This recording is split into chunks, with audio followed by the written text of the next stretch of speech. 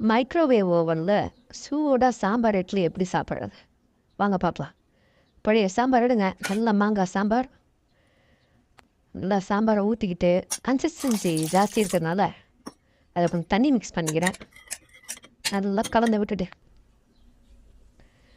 சாம்பாரை அப்படியே டவுனில் வச்சு 30 செகண்ட்ஸோ 1 மினிட்டோ, நான் 1 மினிட் வைக்கிறேன். நல்லா சூடு வச்சு 1 மினிட் ஆனதுக்கப்புறம் அந்த சாம்பாரில் இட்லியை எடுத்து அப்படியே உள்ள போட்டு அதை குத்தி குத்தி நல்லா கிண்டி கலக்கி ஒரு டிப் எடுத்து வாயில் போட்டா ஆஹாஹாஹா.